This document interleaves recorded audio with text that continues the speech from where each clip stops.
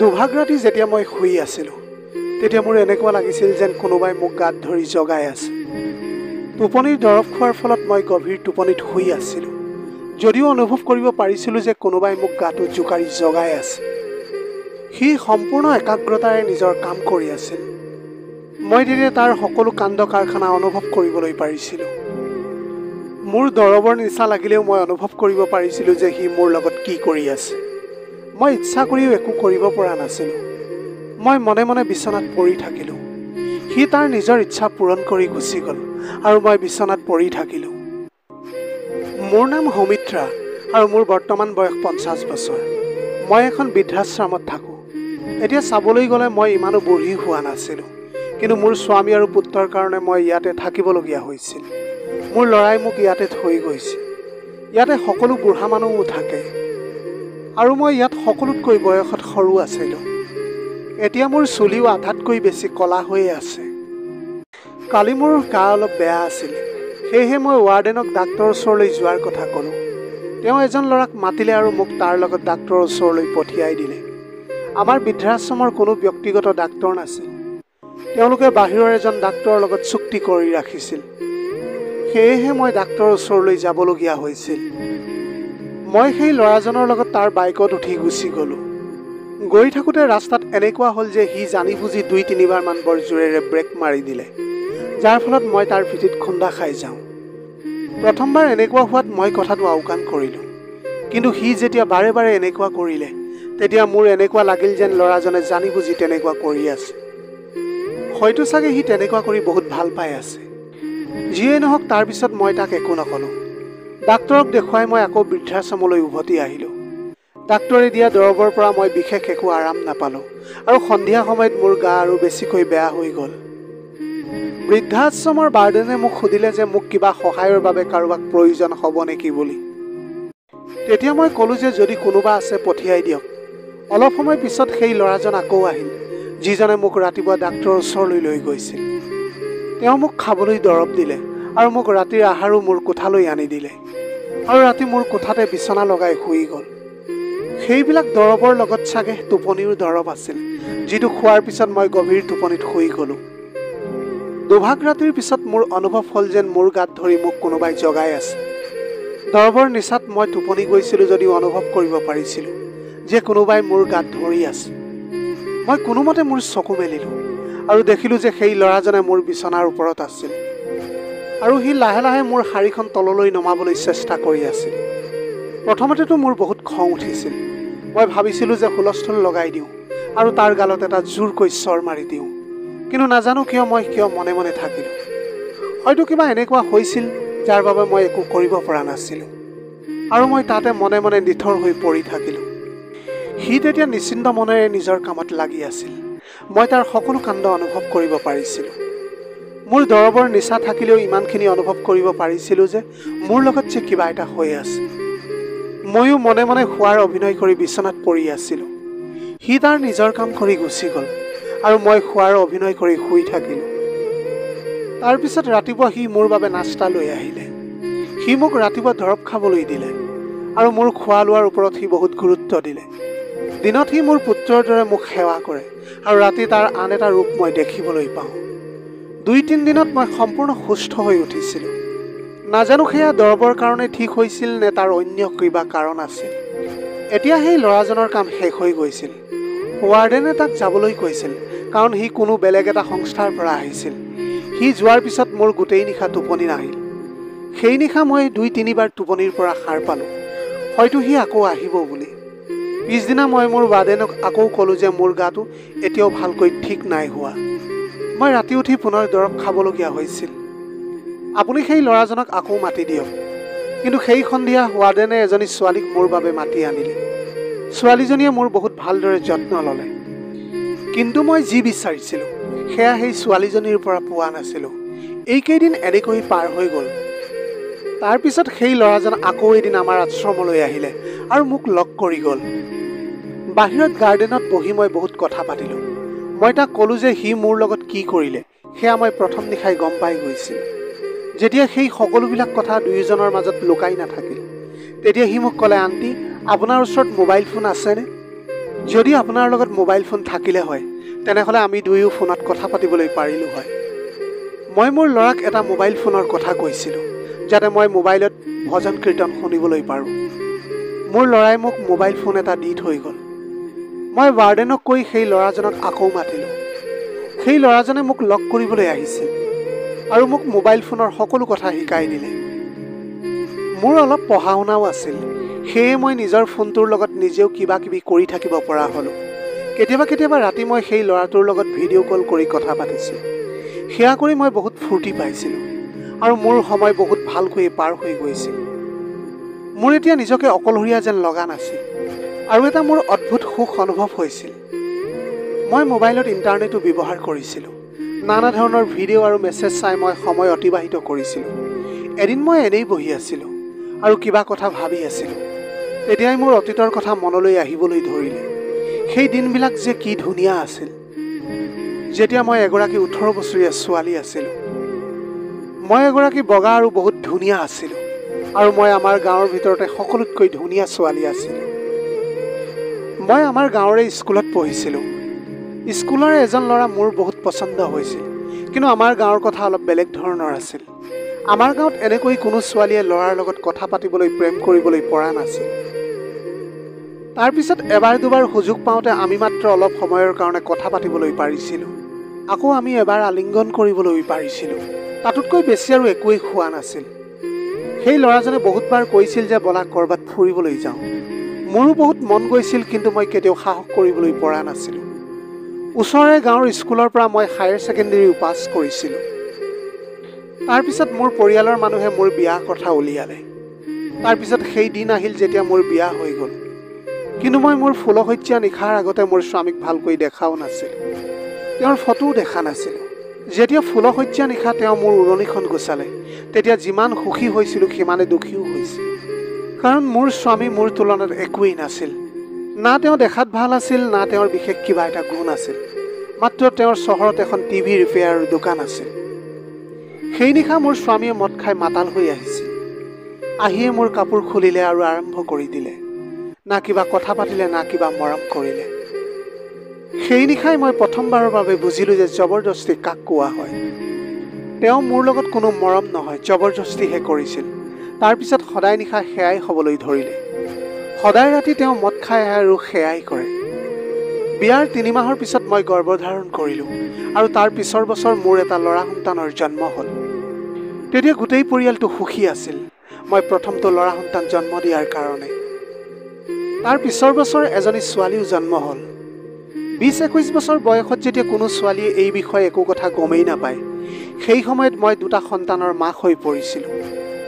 গাঁৱৰ সেই পৰিৱেশত থাকি মই অস্থিৰ হৈ পৰিছিলোঁ আৰু তাৰপিছত মই মোৰ স্বামীৰ কাণত এই কথাটো পেলাইছিলোঁ যে বলক চহৰতে এটা ঘৰ লৈ থাকিমগৈ। আৰু প্ৰথমতে মোৰ স্বামীয়ে মোৰ কথাক উপেক্ষা কৰিছিল, কিন্তু যেতিয়া মই ক'লোঁ যে যেতিয়া ল'ৰা ছোৱালী ডাঙৰ হ'ব তেতিয়া সিহঁতৰ শিক্ষাৰ বাবে গাঁৱৰ পৰিৱেশ ঠিক নহ'ব, লাহে লাহে মোৰ কথাই মোৰ স্বামীৰ ওপৰত প্ৰভাৱ পেলাবলৈ ধৰিলে আৰু তাৰ কিছুদিন পিছত আমি চহৰলৈ গুচি আহিলোঁ। ইয়াতে আমি এটা ভাড়াঘৰ লৈ থাকিবলৈ ল'লোঁ।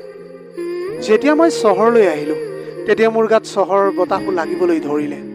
ওচৰ পাজৰৰ 2-এগৰাকী বান্ধৱীও গঢ়ি উঠিল। এতিয়া মই অকল শাৰীয়ে নহয়, লগতে চুৰিজাৰ কুৰ্তাৰ লগতে বাকী সাজ পোছাকো পিন্ধিবলৈ ধৰিলোঁ। স্বামীৰ কাম বহুত ভালকৈ চলিবলৈ ধৰিছিল। তেতিয়া ফুৰা চকা বাহিৰত খোৱা বোৱাও বহুত হ'বলৈ ধৰিলে। স্বামীৰ লগত থাকি ময়ো মাছ মাংসৰ লগতে কেতিয়াবা 2 এপেক সুৰাও সেৱন কৰিছিলোঁ আৰু চিগাৰেট খোৱাৰো অভ্যাস হৈ গৈছিল। এতিয়াও মই কিবা ফাংচনত গ'লে এপেক হ'লেও সুৰা লৈছিলোঁ।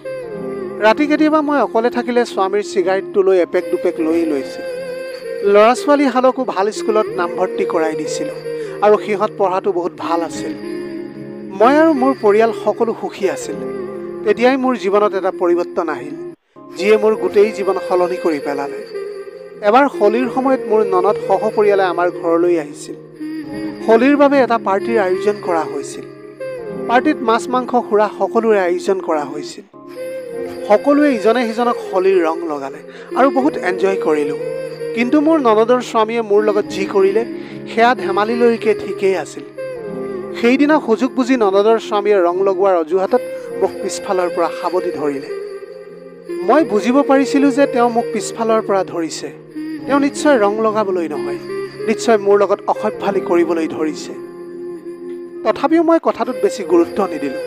তাৰ পিছতে তেওঁ মোক পিছফালৰ পৰা তেওঁৰ দুবাহুৰ মাজত ল'লে। তাৰ পিছত প্ৰথমে মোৰ গালত আৰু তাৰ পিছত মোৰ বুকুত ৰং লগালে। তেতিয়া মই তেওঁক ক'লোঁ যে মোক এৰি দিয়া, মোক যাবলৈ দিয়া। কিন্তু তেওঁ মোক এৰি দিয়া নাছিল। তেওঁ ক'বলৈ ধৰিলে যে বৌ, মই এতিয়া থাকিব পৰা নাই, প্লিজ কৰিবলৈ দিয়া। তেওঁৰ কথা শুনি মই মৌন হৈ পৰিলোঁ। মোৰ মৌনতাক তেওঁ অনুমতি বুলি ভাবি ল'লে। হয়তো সেইদিনা যদি মই তেওঁক কঠোৰ শব্দৰে মানা কৰিলোহেঁতেন, তেনেহ'লে মোৰ জীৱন কাহিনী আন কিবাহে হ'লহেঁতেন। সময়বিলাক বাগৰি গ'ল আৰু এনেকৈ এবছৰ পাৰ হৈ গ'ল। এই এবছৰত যেতিয়াই মোৰ ননদৰ স্বামীয়ে মোলৈ ফোন কৰে, তেতিয়া তেওঁ খোলাখুলিকৈ মোৰ লগত তেওঁৰ মনৰ কথাবিলাক পাতে আৰু তেওঁৰ ইচ্ছাৰ বিষয়ে ক'বলৈ ধৰে। তেওঁ ইমানতে ক্ষান্ত নাথাকিল। তাৰপিছত যেতিয়া দুই এবাৰ লগ পাইছিলোঁ, তেতিয়া সুযোগ বুজি তেওঁ মোৰ শৰীৰো স্পৰ্শ কৰিছিল আৰু তাৰপিছত তেওঁ নিৰ্লজ্জভাৱে হাঁহিবলৈ ধৰিছিল।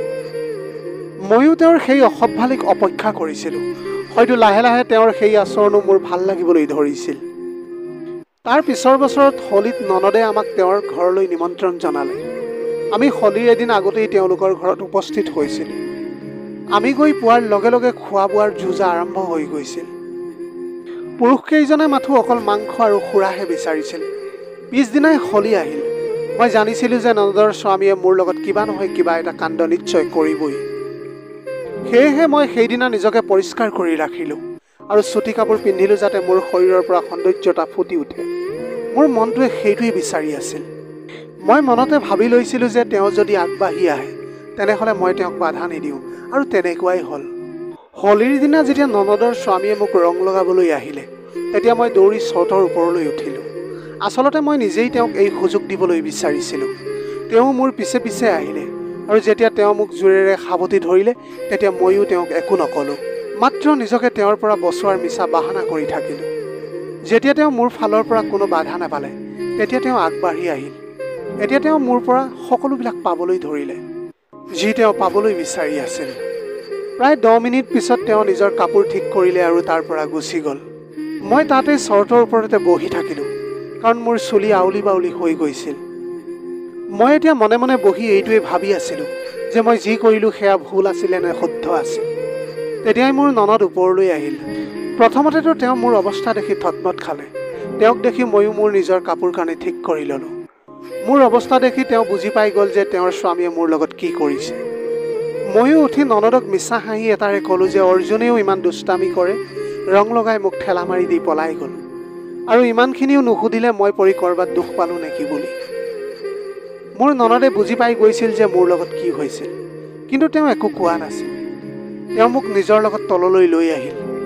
সেইদিনা আৰু বিশেষ একো নহ'ল। ৰাতি সকলোৱে মিলি ড্ৰয়িং ৰুমতে শুই থাকিলোঁ। ননদৰ স্বামীয়ে মোৰ স্বামীক বহুত মদ খোৱালে আৰু মাজৰাতি তেওঁ মোৰ ওচৰলৈ উঠি আহিল।